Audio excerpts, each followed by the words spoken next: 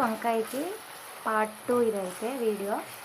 Oil పోసి ఆయిల్లో తాలింపు గింజలు వేయండి, పచ్చిమిర్చి, ఎండుమిర్చి, కరివేపాకు, కొంచెం సాల్ట్ మొత్తం వేసుకున్నాక ఉల్లిపాయలు వేసుకోండి.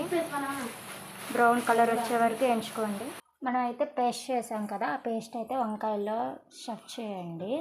ఇందులో అయితే పెట్టండి, లేకపోతే మనం కర్రీ చేసుకుంటాం అందులో అయినా వేసుకోవచ్చు. బ్రౌన్ కలర్ వచ్చేస్తే ఉల్లిపాయలు అయితే ఇంకా మసాలా పేస్ట్ వేసేయండి. ఇంకా ఈ ఆయిల్ అంతా పైకి తేలే వరకు వేయించుకోండి, పచ్చి వాసన పోయేంత వరకు. కారం, రుచికి సరిపడే కారం, పసుపు, తగినంత ఉప్పు ఇందాక వేసుకున్నాం కదా, చూసేసుకోండి. ఉప్పు అయితే సరిపడా మొత్తం ఒకసారి కలుపుకోండి. ఇంకా వంకాయలు అయితే వేసేసుకోండి.